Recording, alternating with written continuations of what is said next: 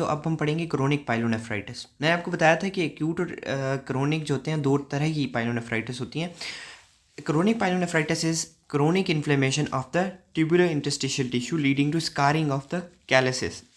अब आपको पता है कि क्रोनिक इन्फ्लेमेशन में यूजुअली क्या होता है कि एक्यूट इन्फ्लेमेशन होती है, हील करता है, और अगर ऑफेंडिंग एजेंट्स जो हों वो बार बार प्रेजेंट हों तो वहाँ पे क्या होना शुरू हो जाती है, क्रोनिक इन्फ्लेमेशन। और क्रोनिक इन्फ्लेमेशन में एक ऐसा सिनेरियो चल रहा होता है जिसमें इन्फ्लेमेशन भी हो रही होती है, स्कारिंग भी हो रही होती है, हीलिंग भी चल रही होती है। So this is that's why यहाँ पे क्या क्या क्या मिलेगा आपको, इन्फ्लेमेटरी सेल्स भी मिलेंगे, स्कार्स भी मिलेंगे, ठीक है। ये सारा कुछ एक साथ हो रहा होगा। Chronic pyelonephritis is usually and stage renal disease, ठीक है। इसके बाद जो होते हैं किडनी फंक्शंस ऑलमोस्ट ख़त्म हो जाते हैं। अब इसकी भी दो टाइप्स हैं, reflex nephropathy and chronic obstructive pyelonephritis. अगर आप वर्ड्स पे ही गौर करें तो आपको इस बात से ही समझ आ जाएगी कि रिफ्लेक्स नेफ्रोपैथी, मैंने आपको कहा कि क्रोनिक पाइलोनेफ्राइटिस हो क्यों रही है, क्योंकि क्रोनिक इन्फ्लेमेशन, और क्रोनिक इन्फ्लेमेशन तब होती है जब आपका ऑफेंडिंग एजेंट या जो भी आपका कॉज करने वाली चीज़ है वो बार बार हो रही हो। रिफ्लेक्स नेफ्रोपैथी में क्या होता है कि आपका जो वेजिकोयूरेथ्रल रिफ्लक्स होता है वो ख़राब होता है, ठीक है, और उसके ऊपर फिर सुपर इम्पोज्ड इन्फेक्शंस बार बार होते रहते हैं, ठीक है। तो इस वजह से क्या होती है, रिफ्लेक्स नेफ्रोपैथी होती है। Second is chronic obstructive pyelonephritis. अब क्रोनिक ऑब्स्ट्रक्टिव पाइलोनेफ्राइटिस में क्या होता है कि आपकी ऑब्स्ट्रक्शन होती है, सपोजिंगली यहाँ यूरेटर में ऑब्स्ट्रक्शन है, तो उसकी वजह से क्या होगा, उसके ऊपर अगर सुपर इम्पोज्ड इन्फेक्शन हो जाता है तो that would lead to chronic obstructive pyelonephritis. अब इनकी ना बेसिक मॉर्फोलॉजी पढ़ने से पहले ना एक इनका आपको ये पिक्चर से क्या समझ आता है। देखें, जब ऑब्स्ट्रक्टिव होगा तो उसके अंदर क्या होगा कि यूरिन बिल्डअप होगा और पूरा जो किडनी होगा उसके हर कोने के अंदर प्रेशर बिल्डअप होगा, इसलिए जो डिसफिगरमेंट होगी वो सारे के सारे एरियाज में होगी, ठीक है। डिफ्यूज एंड अनइवन स्कारिंग होगी, ठीक है। डिफ्यूज इसलिए कि सारे के सारे के अंदर होगी, अनइवन के इसके अंदर इस तरह खड्डे शड्डे बन रहे हैं, ठीक है। उसके अलावा इसके अंदर जो आपका पेल्विस वाला एरिया होगा वो सबसे ज़्यादा डायलेटेड नज़र आएगा, ठीक है। जबकि on the other hand vesicoureteral reflux में क्या होगा कि इंट्रारीनल रिफ्लक्स आता है, ठीक है। रिफ्लक्स आएगा जब प्रेशर बिल्डअप होगा, उस वक्त ही होगा ना रिफ्लक्स। तो ये इस तरह ऊपर की तरफ पुश करेगा और ये किधर जाएगा, कैलसिस से पीछे की तरफ जाएगा। तो यहाँ पे आपकी कैलसिस जो होंगी वो डायलेटेड होंगी, अनलाइक आपका जो दूसरा ऑब्स्ट्रक्टिव डिजीज है जिसमें पेल्विस है, ठीक है। वहाँ पे तो फ्लूइड बिल्डअप है ही है ना, क्योंकि आगे ऑब्स्ट्रक्शन है। यहाँ पे क्या हो रहा है, हर टाइम फ्लूइड बिल्डअप नहीं है, जब आपका प्रेशर बिल्डअप होगा ब्लडर के अंदर तभी आपका ज़्यादातर यहाँ पे मतलब पीछे पाइलअप होगा फ्लूइड। एनीवेज यहाँ पे क्या होता है कि आपके कैलसिस वाला जो एरिया होता है वो डायलेटेड होता है। एक तो ये डिफरेंस है मैं आपको बताना चाह रहा था, ठीक है। अब इसके क्लिनिकल फीचर्स क्या है, ऑब्वियसली इन्फ्लेमेशन है तो इसके साथ वैसे सिम्टम्स होनी चाहिए इन्फ्लेमेशन वाली, बट समहाउ जो आपकी क्रोनिक पाइलोनेफ्राइटिस है this is a silent disease, ठीक है। यूजुअली बैक पेन के साथ फीवर, माइल्ड सा फीवर, जो इन्फ्लेमेटरी आपके होती हैं सिम्टम्स जनरल वो होती हैं, ठीक है। अब मॉर्फोलॉजी पे आ जाएं। अब आप पिक्चर देखें, यहाँ पे मैंने आपको बताया कि it could be unilateral, it could be bilateral, वो डिपेंड करता है कि आपका कॉज क्या है। आपका यूरेटर में ऑब्स्ट्रक्शन एक तरफ है या दोनों तरफ है, दैट डिपेंड्स, ठीक है। इसी तरह एक तरफ का आपका वेजिकोयूरेथ्रल वाल्व बना हुआ है और दूसरी तरफ नहीं बना हुआ है, डिपेंड्स। सो इसकी जो मॉर्फोलॉजी है उसमें आपको क्या नज़र आएगा, जनरल आपने लिखना है ना। तो इसमें आपको क्या लिखना है, आपने डायलेटेड पेल्विस लिखना है आपने किसके अंदर, जब आपका ऑब्स्ट्रक्टिव नेफ्रोपैथी होगी। जब आपका ये मैंने आपको पहले डिफरेंस बता दिया, वेजिकोयूरेथ्रल नेफ्रोपैथी होगी तो उसके अंदर आपने क्या लिखना है, रिफ्लेक्स नेफ्रोपैथी, उसमें आपने क्या लिखना है, कैलसिस वाला एरिया डायलेटेड होगा, ठीक है। तो ये आपने याद रखना है। सेकेंडली आपने कॉमन बात लिखनी है कि यहाँ पे क्या होगा, स्कारिंग होगी। स्कारिंग जो होगी वो पूरे किडनी के अंदर होगी, इट कुड बी एसिमेट्रिकल। उसके अलावा जो कैलसिस होंगी वो क्या होंगी, डायलेटेड होंगी इन किसके अंदर, रिफ्लक्स नेफ्रोपैथी, ठीक है। तो ये आपने लिख लेनी है। स्कार जो होंगे वो कोर्स होते हैं, आपको वाज़ह तौर पे नज़र आते हैं, and they are well demarcated, ठीक है। साइज़ जो होता है वो रिड्यूस होता है किडनी का, क्यों, स्कारिंग जब भी होती है तो जो लाइव टिश्यू और स्कार टिश्यू उसमें फ़र्क होता है ना, ठीक है। तो आपका जो किडनी होगा वो श्रिंक हो जाएगा। Calyces and renal pelvis appear thicken, ये आपको मैंने पूरा ऊपर बता दिया क्यों। पैपिला फ्लैटेंड होते हैं। पैपिला क्या होते हैं, बेसिकली यहाँ पे हमारे पास जो मेडुला से ये पैरामिड्स होती हैं ये ओपन होती हैं इनटू द पैपिला, तो ये भी क्या हो जाएंगे, फ्लैटन हो जाएंगे। इन्होंने यूरिन कलेक्ट करना होता है बेसिकली। और जो कैलसिस बिलो द स्कार्स होंगी वो डायलेटेड नज़र आएंगी। आपने जनरल दो बातें याद करनी है, रिफ्लक्स में आपने डायलेशन दिखानी है कैलिसिस में, जो आपकी ऑब्स्ट्रक्टिव होगी उसमें आपने पेल्विस का बता देना है। आपने दूसरी चीज़ बतानी है स्कार का, ठीक है, कि आपके किडनी के अंदर स्कार मिलेंगे and scar are well demarcated uneven asymmetrical, बस, ठीक है, ये आपकी होगी ग्रॉस। अब आपने मॉर्फोलॉजी लिखनी है। मॉर्फोलॉजी में आप क्या लिखते हो? मॉर्फोलॉजी में आपने नेफ्रॉन के पार्ट्स को गिनवाना है ना। अब क्रोनिक है तो इंटस्टिशियम के अंदर क्या होंगे? क्रोनिक इन्फ्लेमेटरी सेल्स आपको नजर आ रहे हैं, ठीक है। फाइब्रोसिस आपको हर जगह नजर आ रही है, बहुत सारा स्ट्रोमा नजर आ रहा है, ठीक है, तो यहाँ पे फाइब्रोसिस हुई हुई है। वेसल्स को देखेंगे तो यहाँ पे क्या हुई हुई है? आपकी आर्टरियोसिस, हाईलाइन आर्टीरियोस्क्लेरोसिस हुई हुई है, ठीक है। उसके अलावा क्योंकि मैंने आपको ऊपर भी बताया कि एसिमेट्रिकल है ये वाली डिजीज़, तो इसके अंदर कुछ जो आपकी टिब्यूल्स होंगी वो तो हो जाएंगी नेक्रोटाइज, ठीक है। उनकी एपिथेलियम जो होगी वो कहीं पे आपको मिलेगी फ्लैटन मिलेगी, कहीं पे आपको वो हाइपरट्रॉफी उसकी हुई हुई मिलेगी, ठीक है। कहीं पे टिब्यूल्स होंगी वो डायलेटेड हुई हुई होंगी।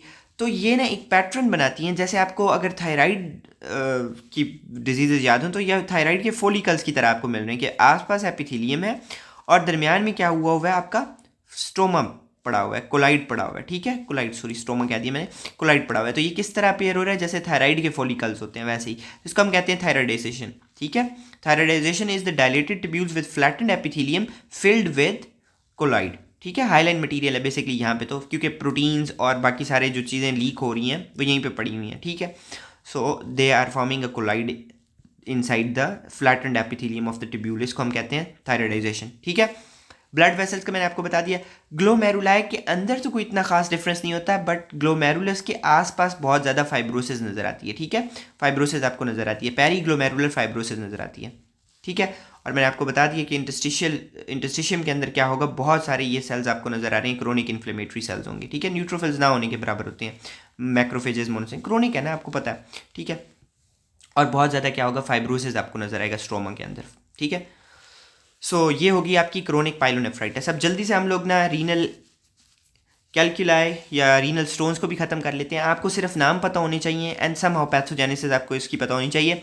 अब आपके पास कौन कौन से होते हैं रीनल स्टोन्स, ठीक है। कैल्शियम वाले होते हैं, ठीक है, कैल्शियम ऑक्जेलेट के।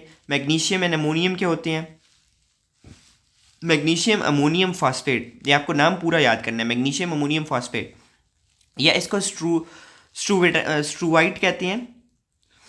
उसका मतलब होता है कि ये इन्फेक्शन के साथ एसोसिएटेड है, ठीक है।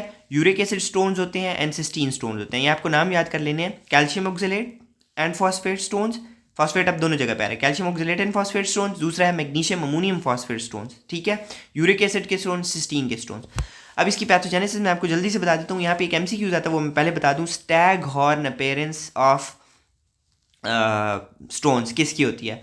तो ये किसकी होती है? मैग्नीशियम अमोनियम फॉस्फेट स्टोन्स की, ठीक है, मैग्नीशियम अमोनियम फॉस्फेट स्टोन्स की, या इनको हम कहते हैं इन्फेक्टिव स्टोन्स या इन्फेक्शन की वजह से बनने वाले स्टोन, ठीक है।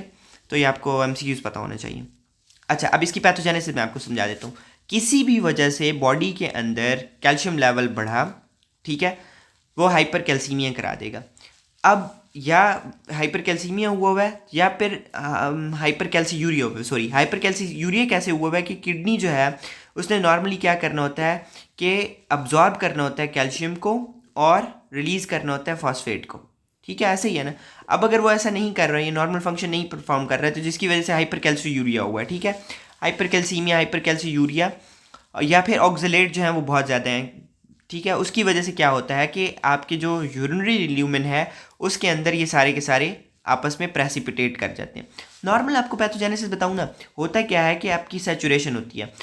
अगर सॉल्वेंट और सोलूट का आपको बताया, मैं ग्लास में पानी डालूं, ठीक है, और उसमें 1 चम्मच नमक डालूं, that can easily be dissolve, मतलब मैं अगर उसमें 10-15 चम्मच डालूं that would not be dissolve, ठीक है। तो इसी तरह होता है कि हाइपर सेचुरेशन अगर हो जाए, सोलूट कम बन रहा हो और सॉल्वेंट इलेक्ट्रोलाइट्स बहुत ज़्यादा हो यूरिन के ल्यूमेन में, तो दे क्या करते हैं, वो सुपर सेचुरेट होकर प्रेसिपिटेट हो जाते हैं and they form stones.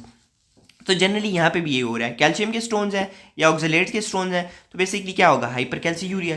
Urine के अंदर क्या है, बहुत ज़्यादा कैल्शियम है, वो क्या करेगा, प्रेसिपिटेट करेगा एंड स्टोन बना देगा, दैट्स इट, ठीक है। दे आर रेडियो ओपेक, ये भी आपको एमसीक्यूज के लिए याद रखना है। देन दूसरा है मैग्नीशियम अमोनियम फॉस्फेट। इसमें क्या होता है कि आपका जैसे बैक्टीरिया है, ठीक है, एच पाइलोराई, उसका कोई इन्फेक्शन है, ठीक है, इसके पास कैपेसिटी होती है, ये यूरिएज पॉजिटिव, एच पाइलोराई मैंने कह दिया, यूरिएज पॉजिटिव प्रोटीएज भी होता है, ठीक है, प्रोटीएज भी होता है। प्रोटीएस। सो प्रोटीएस भी यूरिएज पॉजिटिव होता है। तो ये इनका इन्फेक्शन अगर हुआ है यूटीआई मतलब यूरिनरी ट्रैक के अंदर, तो उसने क्या करना है, यूरिएज का काम क्या होता है, that breaks down urea into ammonium and carbon dioxide, ठीक है। सो जब यह अमोनिया और कार्बन डाइऑक्साइड बना देगा तो अमोनिया जो होता है वो क्या कर देता है, अल्कलाइन कर देता है, क्योंकि ये बेसिक है ना, अल्कलाइन कर देगा पीएच को। और अल्कलाइन पीएच जो होती है वो फेवर्स करती है मैग्नीशियम और अमोनियम फॉस्फेट, मैग्नीशियम अमोनियम और फॉस्फेट के स्टोन्स को बनने में, ठीक है, फेवर करती है इनकी प्रेसिपिटेशन को। तो बात मैंने क्या बताई कि प्रोटीज की वजह से इन्फेक्शन हुआ, यूरिएज था उसके पास, ठीक है, उसने ब्रेक डाउन किया, अमोनिया बनाया और कार्बन डाइऑक्साइड। अमोनिया की वजह से अल्कलाइन नेचर होगी यूरिन की, that favours the precipitation of these electrolytes. उसकी वजह से लार्ज स्टोन्स बनते हैं, they are the largest stones called staghorn calculi, ठीक है।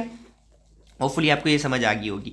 And then uric acid stones होते हैं, आपको पता है कि हाइपर यूरिसीमिया कब होता है, जैसे गाउट की डिजीज़ है, ल्यूकीमियाज में होती है।